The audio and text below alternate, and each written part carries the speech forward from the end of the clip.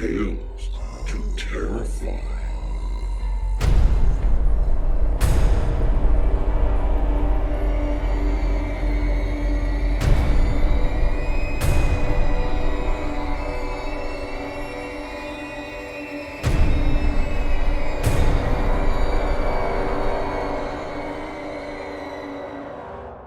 Good evening, children of the night.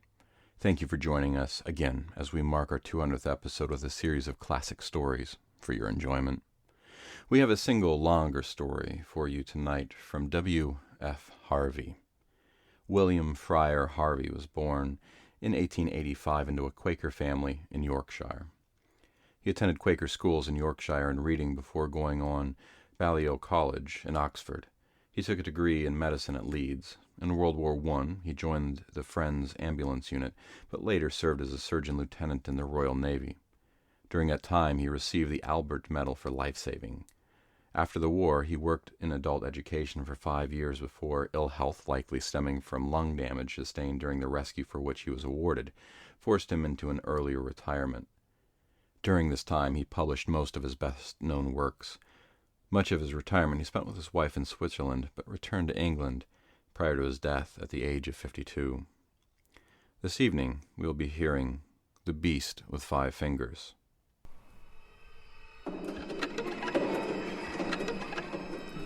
When I was a little boy, I once went with my father to call on Adrian Bolsover. I played on the floor with a black spaniel while my father appealed for a subscription. Just before we left, my father said, "Mr. Bolsover, may my son here shake hands with you? It will be a thing to look back upon with pride when he grows to be a man." I came up to the bed on which the old man was lying and put my hand in his, awed by the still beauty of his face. He spoke to me kindly and hoped that I should always try to please my father. Then he placed his right hand on my head and asked for a blessing to rest upon me. "Amen," said my father, and I followed him out of the room, feeling as if I wanted to cry. But my father was in excellent spirits. "That old gentleman, Jim," said he, "is the most wonderful man in the whole town. For 10 years he's been quite blind." "But I saw his eyes," I said. "They were ever so black and shiny. They weren't shut up like Nora's puppies. Can't he see at all?"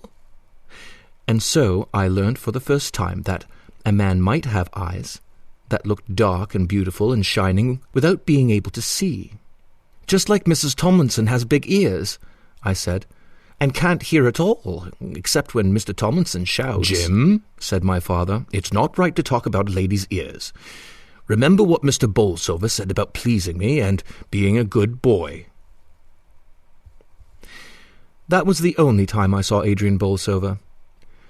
I soon forgot about him and the hand which he laid in blessing on my head, but for a week I prayed that those dark, tender eyes might see. "His spaniel may have puppies," I said in my prayers, "and he will never be able to know how funny they look with their eyes all closed up. Please let Mr. Bolsover see."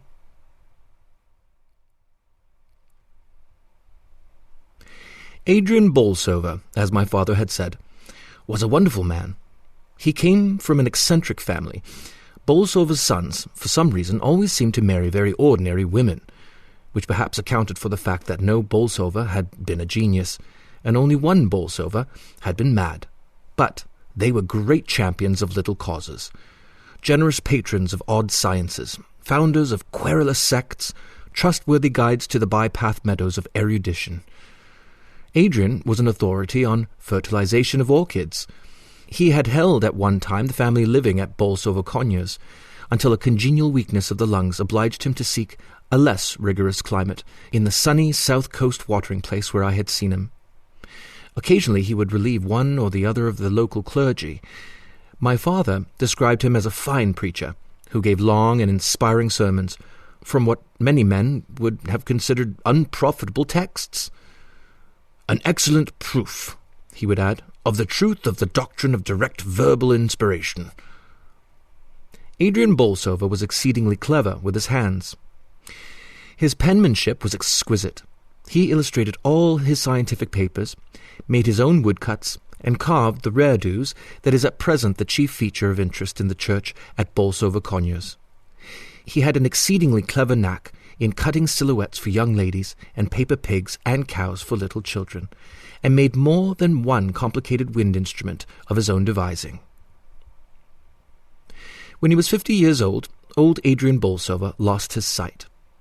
In a wonderfully short time he had adapted himself to the new conditions of life. He quickly learned to read Braille. So marvellous indeed was his sense of touch that he was still able to maintain his interest in botany. The mere passing of his long supple fingers over a flower was sufficient means for its identification, though occasionally he would use his lips. I have found several letters of his among my father's correspondence. In no case was there anything to show that he was afflicted with blindness, and this in spite of the fact that he exercised undue economy in the spacing of lines. Toward the close of his life, the old man was credited with powers of touch that seemed almost uncanny. It has been said that he could tell at once the colour of a ribbon placed between his fingers. My father would neither confirm nor deny the story.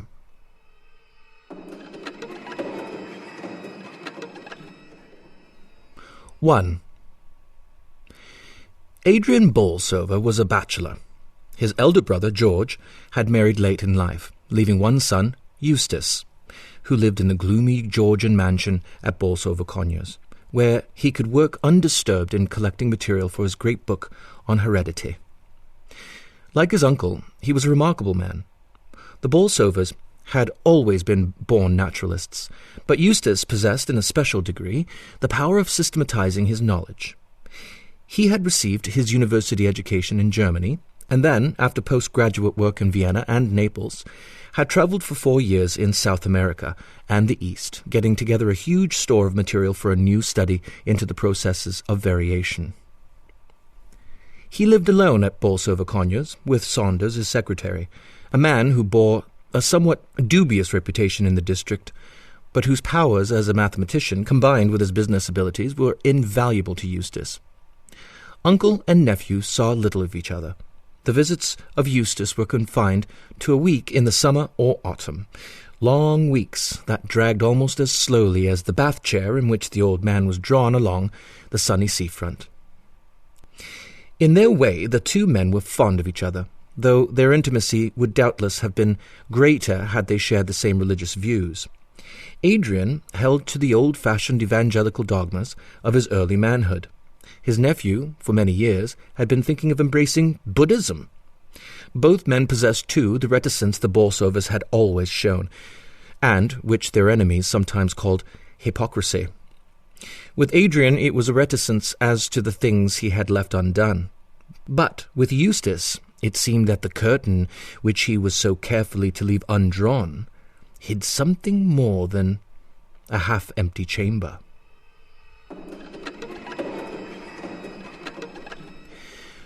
2 years before his death, Adrian Bolsover developed, unknown to himself, the not uncommon power of automatic writing. Eustace made the discovery by accident.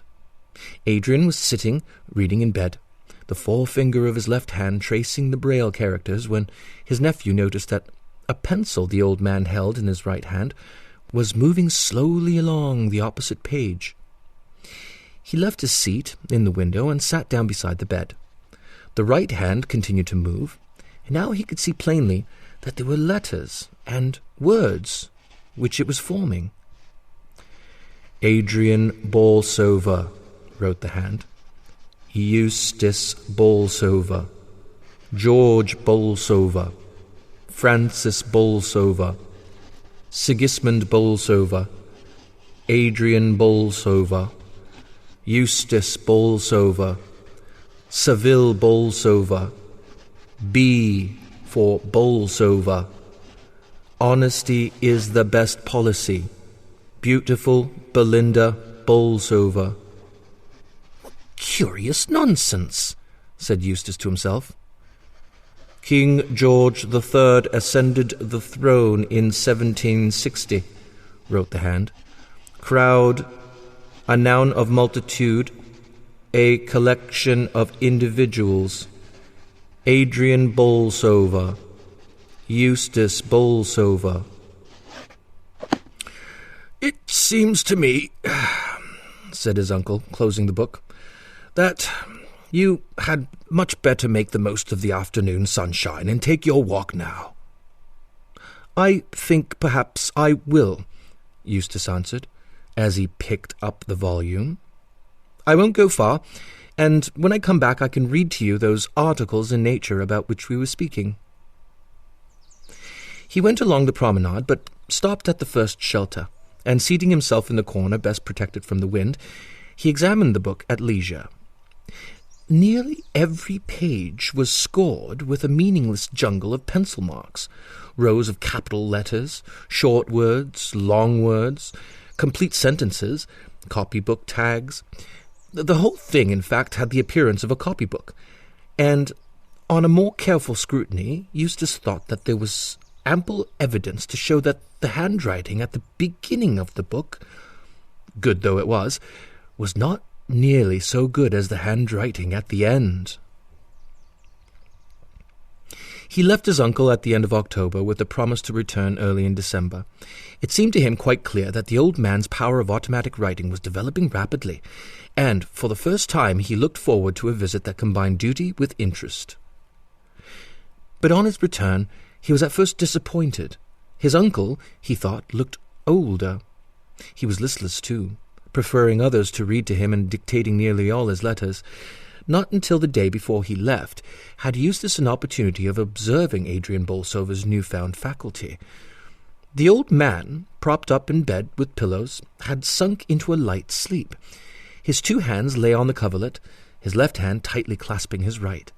Eustace took an empty manuscript book and placed a pencil within reach of the fingers of the right hand. They snatched at it eagerly, then dropped the pencil to unloose the left hand from its restraining grasp. "Perhaps to prevent interference I had better hold that hand," said Eustace to himself as he watched the pencil. Almost immediately it began to write. "Blundering Bolsovers, unnecessarily unnatural, extraordinarily eccentric, culpably curious." "Who are you?" asked Eustace in a low voice. "Never you mind," wrote the hand of Adrian. "Is it my uncle who is writing?" "Oh, my prophetic soul, mine uncle." "Is it anyone I know?" "Silly Eustace, you'll see me very soon." "When shall I see you?" "When poor old Adrian's dead." "Where shall I see you?" "Where shall you not?" Instead of speaking his next question, Bolsover wrote it. "What is the time?" The fingers dropped the pencil and moved 3 or 4 times across the paper. Then, picking up the pencil, they wrote, 10 minutes before 4. "Put your book away, Eustace. Adrian mustn't find us working at this sort of thing. He doesn't know what to make of it, and I won't have poor old Adrian disturbed. Au revoir." Adrian Bolsover awoke with a start. "Ugh, I've been dreaming again," he said. "Such queer dreams of leaguered cities and forgotten towns. You were mixed up in this one, Eustace, though I can't remember how. Eustace, I want to warn you. Don't walk in doubtful paths. Choose your friends well. Your poor grandfather..." A fit of coughing put an end to what he was saying, but Eustace saw that the hand was still writing. He managed, unnoticed, to draw the book away. "I'll light the gas," he said, "and ring for tea." On the other side of the bed curtain he saw the last sentences that had been written. "It's too late, Adrian," he read. "We're friends already, aren't we, Eustace Bolsover?" On the following day, Eustace Bolsover left. He thought his uncle looked ill when he said goodbye, and the old man spoke despondently of the failure his life had been. "Nonsense, uncle," said his nephew. "You've got over your difficulties in a way not 1 in 100,000 would have done. Everyone marvels at your splendid perseverance in teaching your hand to take the place of your lost sight. To me, it's been a revelation of the possibilities of education." "Education," said his uncle dreamily, as if the word had started a new train of thought. "Education is good so long as you know to whom and for what purpose to give it. But with the lower orders of men, the base and more sordid spirits, I have grave doubts as to its results. Well, goodbye, Eustace. I may not see you again.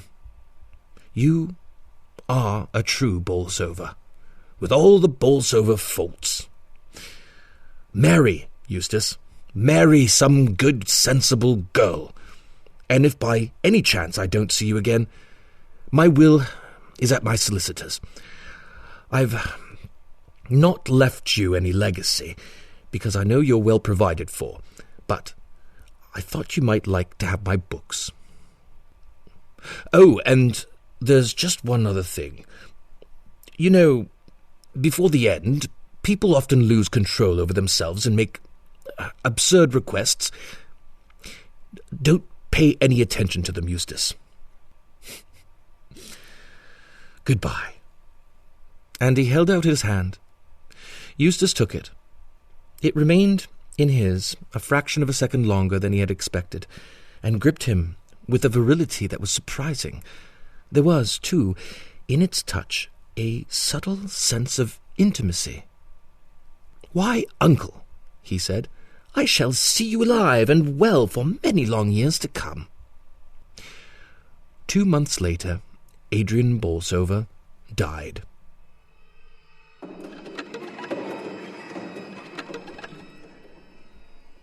Two.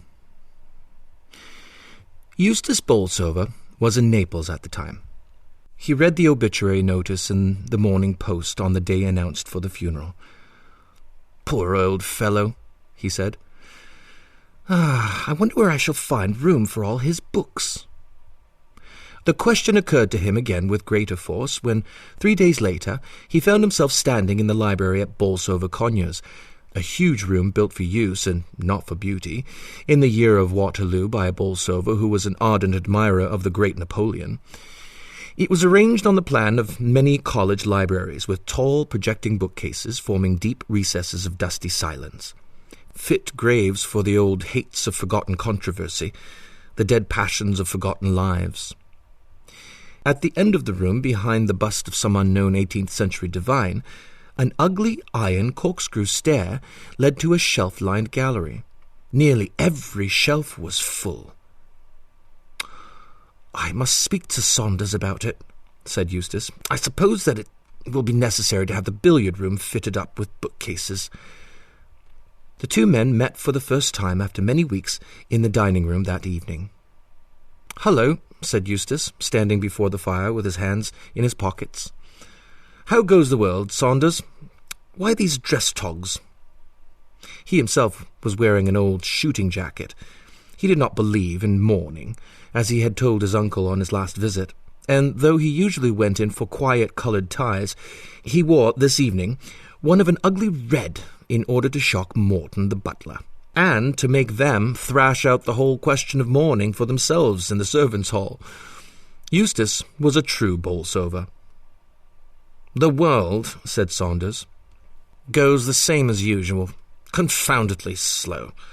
The dress-togs are accounted for by an invitation from Captain Lockwood to bridge." "How are you getting there?" "I've told your coachman to drive me in your carriage. Any objection?" "Oh, dear me, no. We've had all things in common for far too many years for me to raise objections at this hour of the day." "You'll find your correspondence in the library," went on Saunders. "Most of it I've seen to. There are a few private letters I haven't opened. There's also a box with a rat or something inside it that came by the evening post. Very likely it's the 6-toed beast Terry was sending us to cross with the 4-toed albino. I didn't look, because I didn't want to mess up my things, but I should gather from the way that it's jumping about that it's pretty hungry." "Oh, I'll see to it," said Eustace, "while you and the captain earn an honest penny." Dinner over and Saunders gone, Eustace went into the library. Though the fire had been lit, the room was by no means cheerful. "We'll have all the lights on at any rate," he said, as he turned the switches.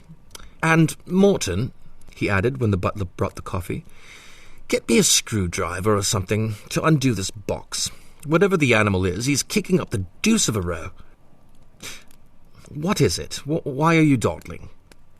"If you please, sir, when the postman brought it, he told me that they'd bored the holes in the lid at the post office. There were no breathing holes in the lid, sir, and they didn't want the animal to die. That is all, sir." "It's culpably careless of the man, whoever he was," said Eustace, as he removed the screws. "Packing an animal like this in a wooden box with no means of getting air. Oh, confound it all, I meant to ask Morton to bring me a cage to put it in. Now I suppose I shall have to get one myself." He placed a heavy book on the lid, from which the screws had been removed, and went into the billiard-room. As he came back into the library with an empty cage in his hand, he heard the sound of something falling, and then of something scuttling along the floor. "Oh, bother it! The beast's got out. How in the world am I supposed to find it again in this library?" To search for it did indeed seem hopeless. He tried to follow the sound of the scuttling in one of the recesses, where the animal seemed to be running behind the books in the shelves, but it was impossible to locate it. Eustace resolved to go on quietly reading. Very likely the animal might gain confidence and show itself. Saunders seemed to have dealt in his usual methodical manner with most of the correspondence. There was still the private letters. What was that? 2 sharp clicks, and the lights in the hideous candelabra that hung from the ceiling suddenly went out. "I wonder if something's gone wrong with the fuse," said Eustace, as he went to the switches by the door. Then he stopped. There was a noise at the other end of the room, as if something was crawling up the iron corkscrew stair. "If it's gone into the gallery," he said, "well and good."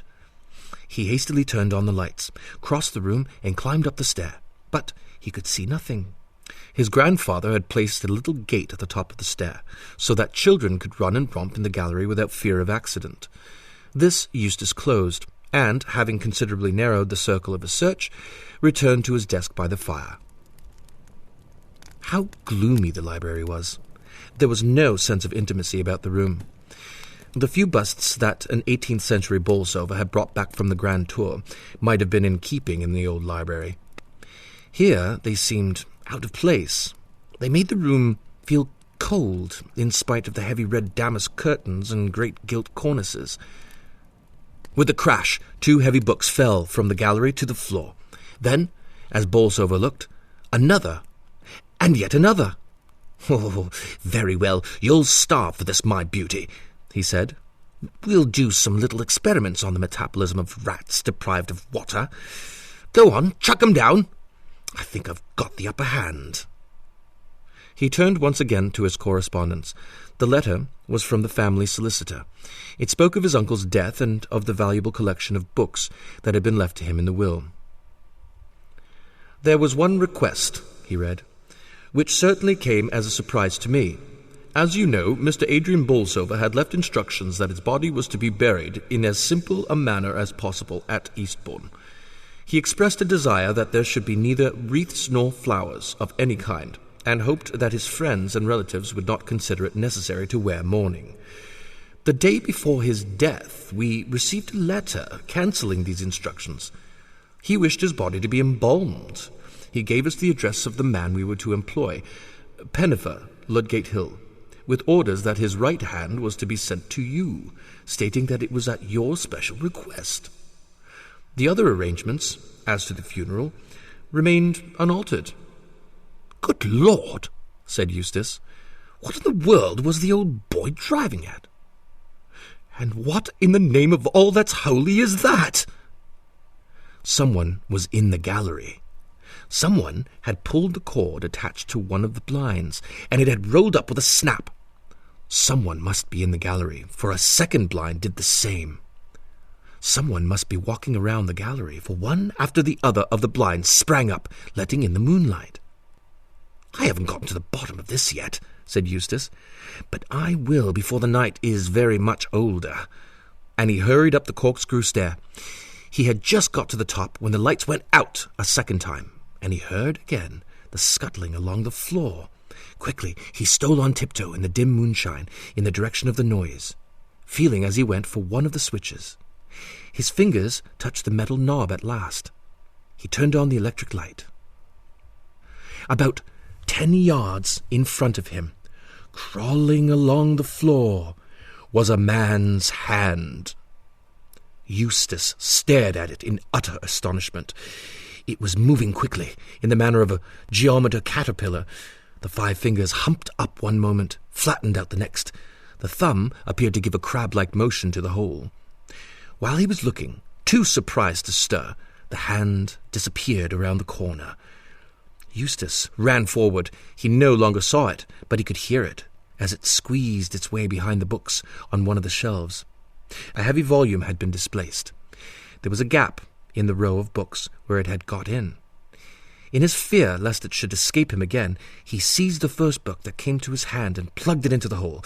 Then, emptying 2 shelves of their contents, he took the wooden boards and propped them up in front to make his burial doubly sure. "Oh, I wish Saunders was back," he said. "One can't tackle this sort of thing alone." It was after 11, and there seemed little likelihood of Saunders returning before 12. He did not dare to leave the shelf unwatched, even to run downstairs to ring the bell. Morton, the butler, often used to come around about 11 to see that the windows were fastened, but he might not come. Eustace was thoroughly unstrung. At last he heard steps below. "Morton!" he shouted. "Morton!" "Sir?" "Has Mr. Saunders got back yet?" "Not yet, sir." "Well, bring me some brandy and hurry up about it. I'm up here in the gallery, you duffer."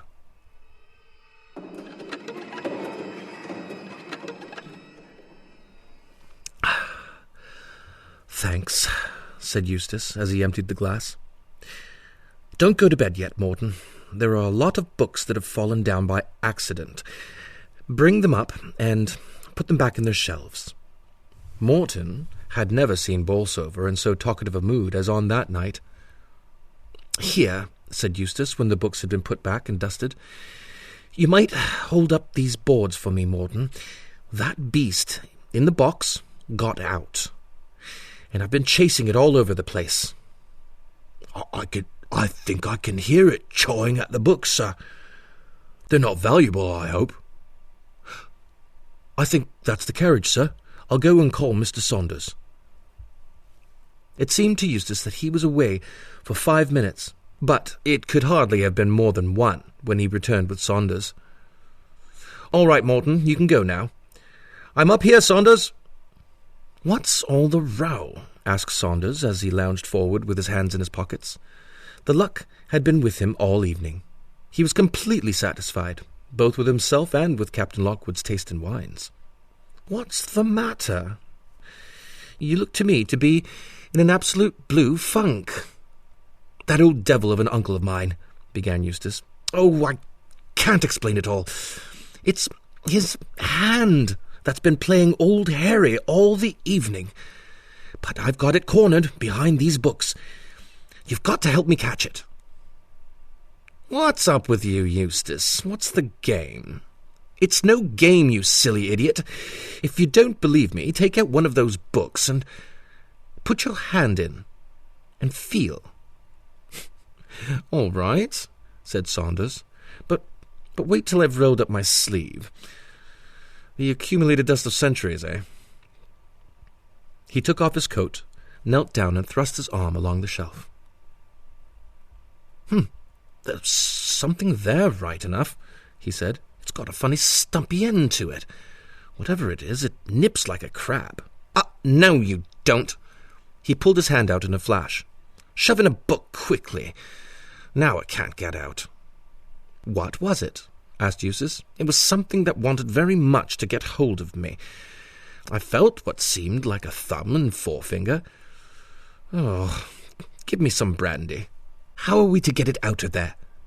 What about a landing net? No good. It would be too smart for us.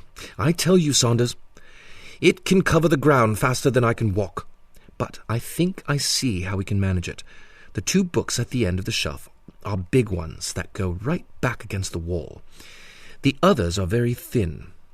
I'll take out one at a time, and you slide the rest along until we have it squashed between the end 2. It certainly seemed to be the best plan. One by one, as they took out the books, the space behind grew smaller and smaller. There was something in it that was certainly very much alive.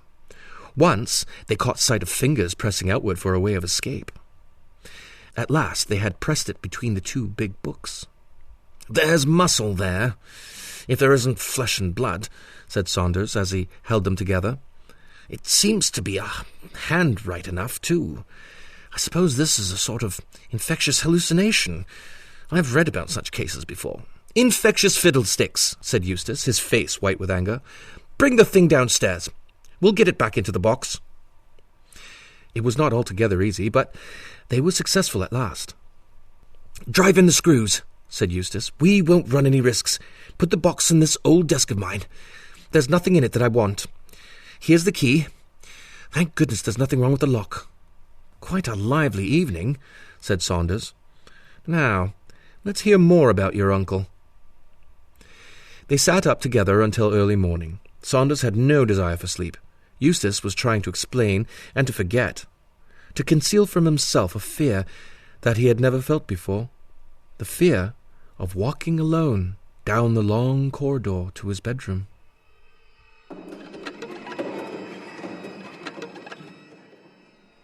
"3.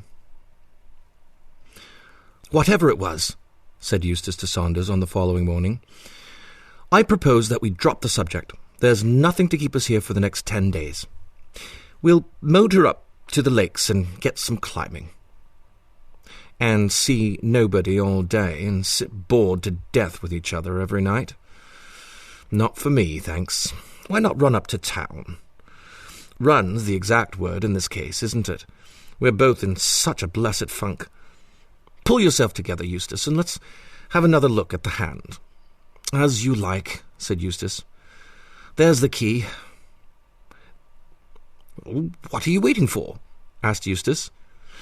"I'm waiting for you to volunteer to open the lid. However, since you seem to funk it, allow me.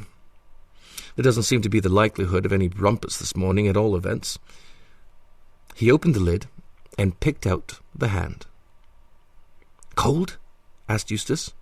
"Tepid, a bit below blood heat by the feel. Soft and supple, too.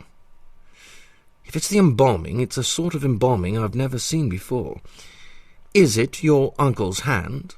"Oh, yes, it's his all right," said Eustace. "I should know those long, thin fingers anywhere. Put it back in the box, Saunders. Never mind about the screws. I'll lock the desk, so there'll be no chance of its getting out. We'll compromise by motoring up to town for a week. If we get off soon after lunch, we ought to be at Grantham or Stamford by night." "Right," said Saunders. "And tomorrow—" "Oh, well, by tomorrow we shall have forgotten all about this beastly thing." If when the morrow came they had not forgotten, it was certainly true that at the end of the week they were able to tell a very vivid ghost story at the little supper Eustace gave on Halloween.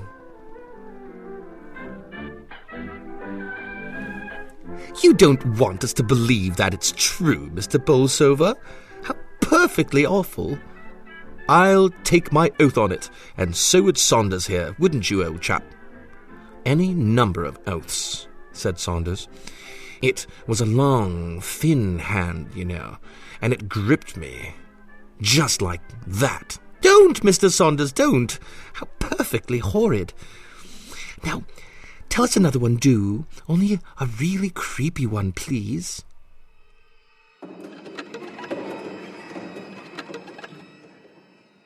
Here's a pretty mess, said Eustace on the following day, as he threw a letter across the table to Saunders. It's your affair, though. Mrs. Merritt, if I understand it, gives a month's notice. Oh, that's quite absurd on Mrs. Merritt's part, Saunders replied. She doesn't know what she's talking about. Let's see what she says. Dear Sir, this is to let you know that I must give you a month's notice as from Tuesday the 13th. For a long time I felt the place too big for me. But when Jane Parfitt and Emma Laidlaw go off with scarcely as much as an if you please, after frightening the wits out of the other girls, so that they can't turn out a room by themselves, or walk alone down the stairs for fear of treading on half-frozen toads or hearing it run along the passages at night, all I can say is that it's no place for me. So I must ask you, Mr. Bolsover, sir, to find a new housekeeper that has no objection to large and lonely houses, which some people do say, not that I believe him for a minute, my poor mother always having been a Wesleyan, are haunted. Yours faithfully, Elizabeth Merritt. P.S. I should be obliged if you would give my respects to Mr. Saunders. I hope that he won't run no risks with his cold. Saunders, said Eustace, you've always had a wonderful way with you in dealing with servants. You mustn't let poor old Merritt go. Of course she shan't go, said Saunders. She's probably only angling for a rise in salary. I'll write to her this morning. No, there's nothing like a personal interview. We've had enough of town. We'll go back tomorrow. And you must work your cold for all it's worth. Don't forget that it's got onto the chest and will require weeks of feeding up and nursing. All right, I think I can manage Mrs. Merritt. But Mrs. Merritt was more obstinate than he had thought. She was very sorry to hear of Mr. Saunders' cold, and how he lay awake all night in London, coughing, very sorry indeed. She'd change his room for him gladly, and get the south room aired. And wouldn't he have a hot basin of bread and milk last thing at night? But she was afraid that she would have to leave at the end of the month. Try her with an increase of salary, was the advice of Eustace. It was no use. Mrs. Merritt was obdurate, though she knew of a Mrs. Handyside who had been housekeeper to Lord Gargrave, who might be glad to come at the salary mentioned. "What's the matter with the servants, Morton?" asked Eustace that evening when he brought the coffee into the library. "What's all this about Mrs. Merritt wanting to leave?" "If you please, sir, I was going to mention it myself. I have a confession to make, sir. When I found your note asking me to open that desk and take out the box with the rat, I broke the lock, as you told me, and was glad to do it, because I could hear the animal in the box making a great noise, and I thought it wanted food. So I took out the box, sir, and got a cage, and was going to transfer it when the animal got away." "What in the world are you talking about? I never wrote any such note." "Excuse me, sir. It was the note I picked up here on the floor on the day you and Mr. Saunders left. I have it in my pocket now." It certainly seemed to be in Eustace's handwriting. It was written in pencil, and began somewhat abruptly. "Get a hammer, Morton, or some other tool, and break open the lock in the old desk in the library. Take out the box that is inside. You need not do anything else. The lid is already open. Eustace Bolsover." "And you opened the desk?" "Yes, sir. And as I was getting the cage ready, the animal hopped out." "What animal?" "The animal inside the box, sir." "What did it look like?" "Well, sir, I couldn't tell you," said Morton nervously. "My back was turned, and it was halfway down the room when I looked up." "What was its colour?" asked Saunders. "Black?" "Oh, no, sir, a greyish-white. It crept along in a very funny way, sir. I don't think it had a tail." "What did you do then?" "I tried to catch it, but it was no use. So I set the rat traps and kept the library shut. Then that girl, Emma Laidlaw, left the door open when she was cleaning, and I think it must have escaped. And you think it was the animal that's been frightening the maids? Well, no, sir, not quite. They said it was, you'll excuse me, sir, a hand that they saw. Emma trod on it once at the bottom of the stairs. She thought then it was a half-frozen toad, only white. And then Parfit was washing up the dishes in the scullery. She wasn't thinking about anything in particular. It was close on dusk. She took her hands out of the water and was drying them absent-mindedly like on the roller towel, when she found that she was drying someone else's hand as well, only colder than hers. "What nonsense!" claimed Saunders. "Exactly, sir. That's what I told her, but we couldn't get her to stop." "You don't believe all this?" said Eustace, turning suddenly towards the butler. "Me, sir? Oh, no, sir. I've not seen anything." "Not heard anything?" Well, sir, if you must know, the bells do ring at odd times, and there's nobody there when we go. And when we go round to draw the blinds of a night, as often as not somebody's been there before us. But as I says to Mrs. Merritt, a young monkey might do wonderful things, and we all know that Mr. Bolsover has had some strange animals about the place." "Very well, Morton. That will do." "What do you make of it?" asked Saunders when they were alone. "I mean of the letter he said you wrote." "Oh, that's simple enough," said Eustace. "See the paper it's written on? I stopped using that years ago.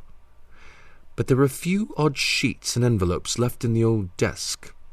We never fastened up the lid of the box before locking it in.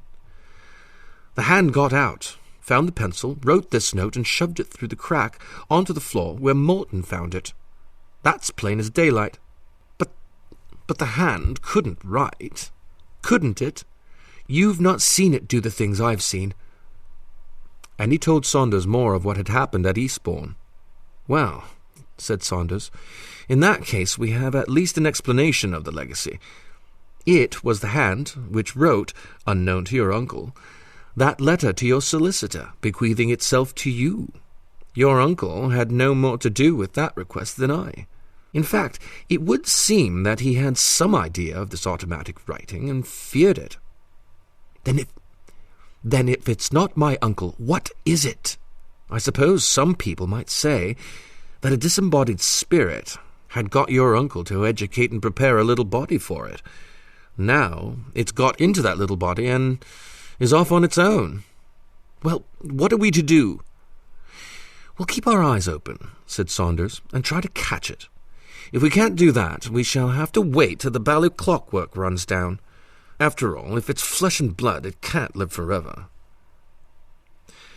For 2 days nothing happened. Then Saunders saw it sliding down the banister in the hall. He was taken unawares and lost a full second before he started in pursuit, only to find that the thing had escaped him. 3 days later, Eustace, writing alone in the library at night, saw it sitting on an open book at the other end of the room. The fingers crept over the page, feeling the print as if it were reading. But before he had time to get up from his seat, it had taken the alarm and was pulling itself up the curtains. Eustace watched it grimly as it hung onto the cornice with 3 fingers, flicking thumb and forefinger at him in an expression of scornful derision. "I know what I'll do," he said. "If I only get it into the open, I'll set the dogs onto it." He spoke to Saunders of the suggestion. "It's a jolly good idea," he said, "only we won't wait till we find it out of doors. We'll get the dogs. There are the 2 terriers and the underkeeper's Irish mongrel that's on to rats like a flash. Your spaniel has not got the spirit enough for the sort of game." They brought the dogs into the house, and the keeper's Irish mongrel chewed up the slippers, and the terriers tripped up Morton as he waited at the table, but all 3 were welcome. Even false security is better than no security at all.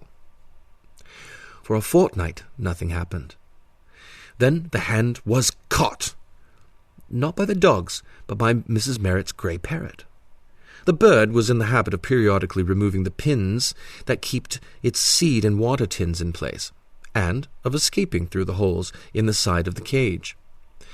When once at liberty, Peter would show no inclination to return, and would often be about the house for days. Now, after 6 consecutive weeks of captivity, Peter had again discovered a new means of unloosing his bolts, and was at large, exploring the tapestried forests of curtains and singing songs in praise of liberty from cornice and picture rail. "It's no use your trying to catch him," said Eustace to Mrs. Merritt as she came into the study one afternoon towards dusk with the step-ladder. "You'd much better leave Peter alone. Starve him into surrender, Mrs. Merritt. And don't leave bananas and seed about for him to peck at when he fancies he's hungry. You're far too soft-hearted." "Well, sir, I see he's right out of reach now on that picture rail, so if you wouldn't mind closing the door, sir, when you leave the room, I'll bring his cage in tonight and put some meat inside it. He's that fond of meat, though it does make him pull out his feathers to suck the quills. They do say that if you cook—" "Never mind, Mrs. Merritt," said Eustace, who was busy writing. "That will do. I'll keep an eye on the bird." There was silence in the room, unbroken but for the continuous whisper of his pen. "Scratch poor Peter," said the bird. "Scratch poor old Peter." "Be quiet, you beastly bird." "Poor old Peter. Scratch poor Peter, do." "I'm more likely to wring your neck if I get a hold of you." He looked up at the picture rail, and there was the hand, holding onto a hook with 3 fingers and slowly scratching the head of the parrot with the 4th. Eustace ran to the bell and pressed it hard, then across to the window, which he closed with a bang. Frightened by the noise, the parrot shook its wings preparatory to flight, and as it did so, the fingers of the hand got hold of it by the throat.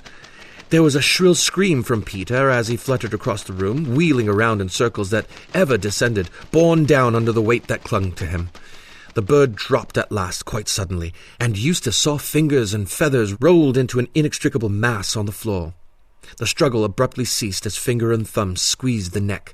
The bird's eyes rolled up to show the whites, and there was a faint, half-choked gurgle.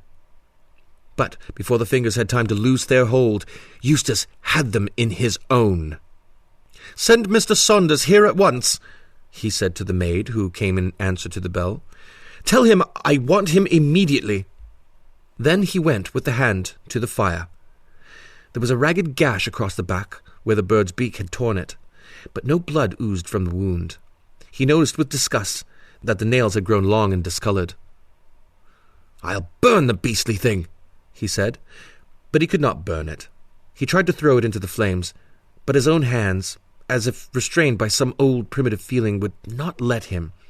And so Saunders found him, pale and irresolute, with the hand still clasped tightly in his fingers. "I've got it at last," he said in a tone of triumph. "Good, let's have a look at it. Not when it's loose. Get me some nails and a hammer and a board of some sort. Can you hold it all right? Yes, the thing's quite limp. Tie it out with throttling poor old Peter, I should say." "And now," said Saunders when he returned with the things, "what are we going to do?" "Drive a nail through it first, so that it can't get away. Then we can take our time examining it." "Do it yourself," said Saunders. "I don't mind helping you with guinea pigs occasionally when there's something to be learned, partly because I don't fear a guinea pig's revenge. This thing's different." "All right, you miserable skunk. I won't forget the way you've stood by me." He took up a nail, and before Saunders had realized what he was doing, had driven it through the hand deep into the board. "Oh, my aunt!" he giggled hysterically. "Look at it now." For the hand was writhing in agonized contortions, squirming and wriggling upon the nail like a worm upon the hook. "Well," said Saunders, "you've done it now. I'll leave you to examine it." "Don't go, in heaven's name. Cover it up, man. Cover it up. Shove a cloth over it. Here." And he pulled off the antimacassar from the back of a chair and wrapped the board in it. "Now get the keys from my pocket and open the safe. Chuck the other things out. Oh, Lord, it's getting itself into frightful knots. And open it quick." He threw the thing in and banged the door. "We'll keep it there till it dies," he said. "May I burn in hell if I ever open the door of that safe again."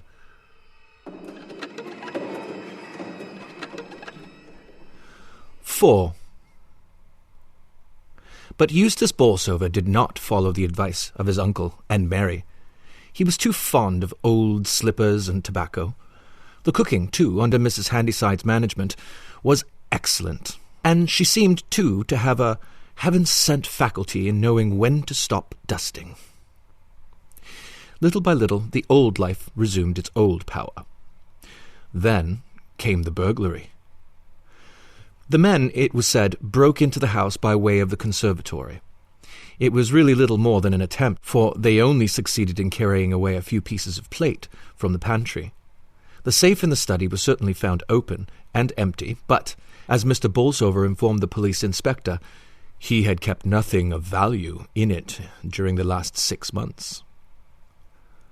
"Then you're lucky in getting off so easily, sir," the man replied. "By the way, they have gone about their business. I should say they were experienced cracksmen. They must have caught the alarm when they were just beginning their evening's work." "Yes," said Eustace. "I suppose I'm lucky." "I've no doubt," said the inspector, "that we shall be able to trace the men. I've said that they must have been old hands at the game.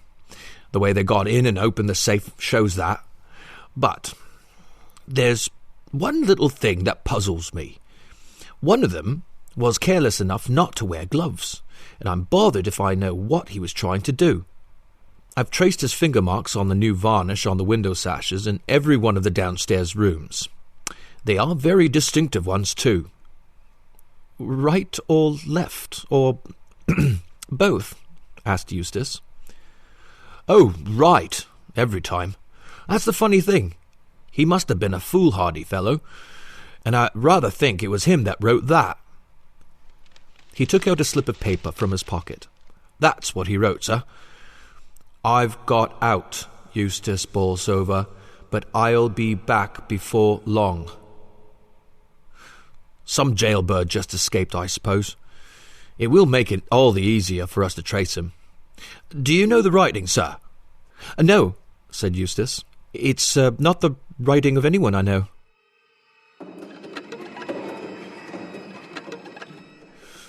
"I'm not going to stay here any longer," Eustace said to Saunders at luncheon. "I've got on far better during the last 6 months than ever I expected, but I'm not going to run the risk of seeing that thing again. I shall go up to town this afternoon, get Morton to put my things together, and join me with the car at Brighton on the day after tomorrow. And bring the proofs of those 2 papers with you. We'll run over them together." "How long are you going to be away?" "I can't say for certain, but be prepared to stay for some time. We've stuck to work pretty closely through the summer, and I, for one, need a holiday. I'll engage the rooms at Brighton. You'll find it best to break the journey at Hitchin. I'll wire you there at the Crown to tell you the Brighton address." The house he chose at Brighton was in a terrace. He had been there before. It was kept by his old college gyp, a man of discreet silence, who was admirably partnered by an excellent cook. The rooms were on the first floor. The 2 bedrooms were at the back, and opened out of each other. "I'll stick to the larger of the 2, since it's got a bathroom adjoining. I wonder what time he'll arrive with the car." Saunders came about 7, cold and cross and dirty. "We'll light the fire in the dining room," said Eustace, "and get Prince to unpack some of the things while we're at dinner. What were the roads like?" "Rotten. Swimming with mud, and a beastly cold wind against us all day. And this is July. Dear old England." "Yes," said Eustace. "I think we might do worse than leave dear old England for a few months." They turned in soon after 12. "You oughtn't to feel cold, Saunders," said Eustace, "when you can afford to sport a great catskin-lined coat like this. You do yourself very well, all things considered. Look at those gloves, for instance. Who could possibly feel cold when wearing them? They are far too clumsy, though, for driving. Try them on and see. and he tossed them through the door onto Eustace's bed and went on with his unpacking. A minute later, he heard a shrill cry of terror. "Oh, Lord!" he heard. "It's in the glove! Quick, Saunders, quick!" Then came a smacking thud. Eustace had thrown it from him. "I've chucked it into the bathroom," he gasped. "It's hit the wall and fallen into the bath. Come now if you want to help." Saunders, with a lighted candle in his hand, looked over the edge of the bath. There it was, old and maimed, dumb and blind, with a ragged hole in the middle, crawling, staggering, trying to creep up the slippery slides, only to fall back helpless. "Stay there," said Saunders. "I'll empty a collar box or something, and we'll jam it in. It can't get out while I'm away." "Yes, it can," shouted Eustace. "It's getting out now. It's climbing up the plug chain. No, you brute, you filthy brute, you don't. Come back, Saunders. It's getting away from me. I can't hold it. It's all slippery. Curse its claw. Shut the window, you idiot. The top too, as well as the bottom. You utter idiot. It's got out." There was the sound of something dropping onto the hard flagstones below, and Eustace fell back, fainting.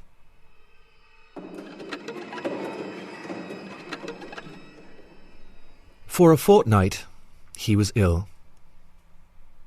"I don't know what to make of it," the doctor said to Saunders.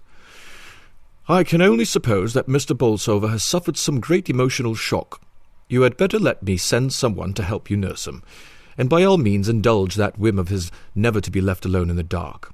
I would keep a light burning all night if I were you, but he must have more fresh air. It's perfectly absurd, this hatred of open windows." Eustace, however, would have no one with him but Saunders. "I don't want the other men," he said. "They'd smuggle it in somehow. I know they would." "Don't worry about it, old chap. This sort of thing can't go on indefinitely. You know I saw it this time as well as you. It wasn't half so active. It won't go on living much longer, especially after that fall. I heard it hit the flags myself. As soon as you're a bit stronger, we'll leave this place. Not bag and baggage, but with only the clothes on our backs so that it won't be able to hide anywhere. We'll escape it that way. We won't give any address, and we won't have any parcels sent after us. Cheer up, Eustace. You'll be well enough to leave in a day or two. The doctor says I can take you out in a chair tomorrow." "What have I done?" asked Eustace. "Why does it come after me? I'm no worse than other men. I'm no worse than you, Saunders. You know I'm not. It was you who were at the bottom of that dirty business in San Diego, and that was 15 years ago." "It's not that, of course," said Saunders. "We are in the 20th century, and even our parsons have dropped the idea of your old sins finding you out. Before you caught the hand in the library, it was filled with pure malevolence, to you and all mankind. After you spiked it through with that nail, it naturally forgot about other people and concentrated its attention on you. It was shut up in that safe, you know, for nearly 6 months. That gives plenty of time for thinking of revenge." Eustace Bolsover would not leave his room, but he thought that there might be something in Saunders' suggestion to leave Brighton without notice. He began rapidly to regain his strength. "We'll go on the 1st of September, he said.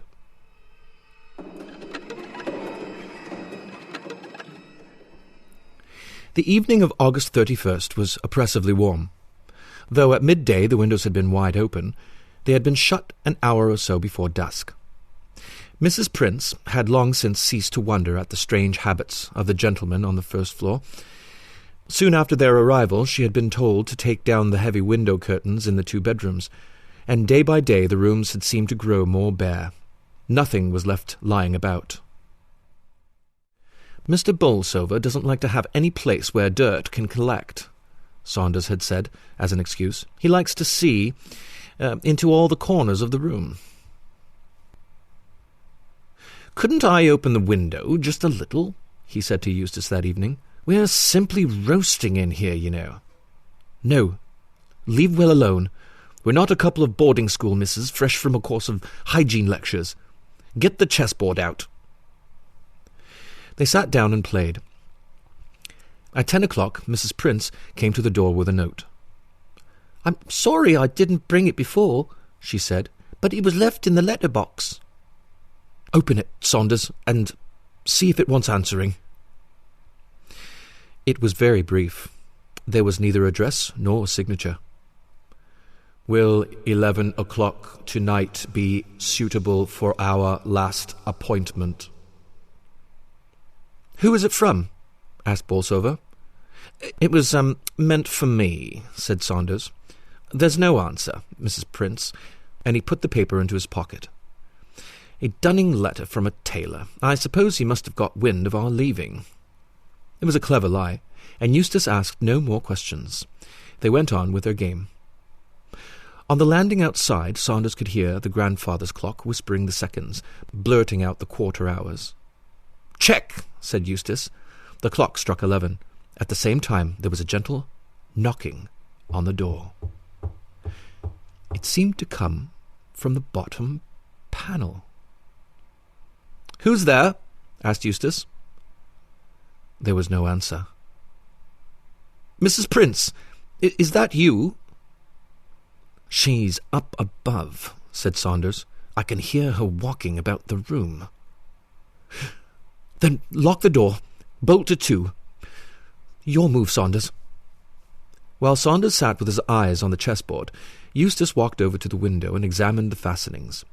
He did the same in Saunders' room and the bathroom. There were no doors between the 3 rooms, or he would have shut and locked them too. "Now, Saunders," he said, "don't stay all night over your move.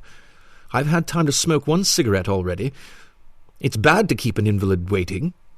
There's only one possible thing for you to do." "What was that?" "The ivy blowing against the window. There, it's your move now, Eustace." "It wasn't the ivy, you idiot. It was someone tapping at the window." And he pulled up the blind. On the outer side of the window, clinging to the sash, was the hand. "What is it that it's holding?" "It's a pocket knife. It's going to try to open the window by pushing back the fastener with the blade." "Well, let it try," said Eustace. "Those fasteners screw down. They can't be opened that way. Anyhow, we'll close the shutters. It's your move, Saunders. I've played." But Saunders found it impossible to fix his attention on the game. He could not understand Eustace, who seemed all at once to have lost his fear. "What do you say to some wine?" he asked. "You seem to be taking things coolly, but I don't mind confessing that I'm in a blessed funk." "You've no need to be. There's nothing supernatural about that hand, Saunders. I mean, it seems to be governed by the laws of time and space. It's not the sort of thing that vanishes into thin air, or slides through oaken doors, and since that's so, I defy it to get in here. We'll leave the place in the morning. I, for one, have bottomed the depths of fear. Fill your glass, man. The windows are all shuttered, the door is locked and bolted. Pledge me my uncle, Adrian. Drink, man! What are you waiting for?" Saunders was standing with his glass half raised. "It can get in. It can get in," he said hoarsely. "It can get in. We've forgotten. There's the fireplace in my bedroom. It will come down the chimney." "Quick," said Eustace, as he rushed into the other room. "We haven't a minute to lose. What can we do?" "Light the fire, Saunders. Give me a match, quick." "They must be all in the other room. I'll get them. Hurry, man. For goodness' sake. Look in the bookcase. Look in the bathroom. Here, come and stand here. I'll look." "Be quick," shouted Saunders. "I can hear something." "Then plug a sheet from your bed up the chimney. No, here's a match." He had found one at last that had slipped into a crack in the floor. Is the fire laid? Good, but it may not burn. I know, the oil from that old reading lamp, and this cotton wool. Now the match, quick! Pull the sheet away, you fool. We don't want it now. There was a great roar from the grate as the flames shot up. Saunders had been a fraction of a second too late with the sheet. The oil had fallen onto it. It, too, was burning. "The whole place will be on fire!" cried Eustace, as he tried to beat out the flames with a blanket. "It's no good. I can't manage it. You must open the door, Saunders, and get help." Saunders ran to the door and fumbled with the bolts. The key was stiff in the lock. "Hurry!" shouted Eustace. "The whole place is ablaze!" The key turned in the lock at last. For half a second, Saunders stopped to look back. Afterwards, he could never be quite sure as to what he had seen, but at the time, he thought that something black and charred was creeping slowly, very slowly, from the mass of the flames towards Eustace Bolsover. For a moment, he thought of returning to his friend, but the noise and the smell of the burning sent him running down the passage, crying, "Fire! Fire!" He rushed to the telephone to summon help, and then back to the bathroom. He should have thought of that before. For water! As he burst open the bedroom door, there came a scream of terror, which ended suddenly, and then the sound of a heavy fall.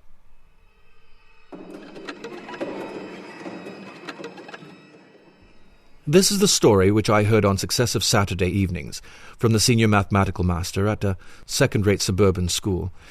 For Saunders has had to earn a living in a way which other men might reckon less congenial than his old manner of life.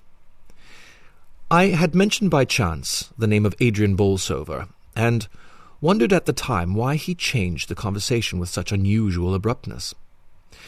A week later, Saunders began to tell me something of his own history, shielded with a reserve I could well understand, for it had to cover not only his failings, but those of a dead friend. Of the final tragedy he was at first especially loath to speak, and it was only gradually that I was able to piece together the narrative of the preceding pages. Saunders was reluctant to draw any conclusions. At one time he thought that the fingered beast had been animated by the spirit of Sigismund Bolsover, a sinister 18th-century ancestor who, according to legend, built and worshipped in the ugly pagan temple that overlooked the lake. At another time, Saunders believed the spirit to belong to a man whom Eustace had once employed as a laboratory assistant.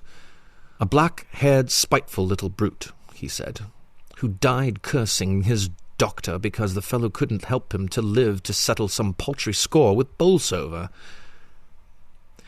From the point of view of direct contemporary evidence, Saunders' story is practically uncorroborated. All the letters mentioned in the narrative were destroyed, with the exception of the last note, which Eustace received, or rather, which he would have received had not Saunders intercepted it. That I have seen myself. The handwriting was thin and shaky, the handwriting of an old man. I remember the Greek E was used in appointment. A little thing that amused me at the time was that Saunders seemed to keep the note pressed between the pages of his Bible. I had seen Adrian Bolsover once.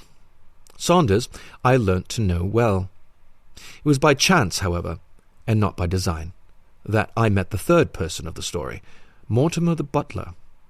Saunders and I were walking in the zoological gardens one Sunday afternoon when he called my attention to an old man who was standing before the door of the reptile house. "Why, Morton," he said, clapping him on the back, "how is the world treating you?" "Poorly, Mr. Saunders," said the old fellow, though his face lighted up at the greeting. "The winters drag terribly nowadays. They don't seem no summers nor springs." "You haven't found what you were looking for, I suppose?" "No, sir, not yet. But I shall some day. I always told them that Mr. Bolsover kept some queer animals." "And what is he looking for?" I asked when we had parted from him.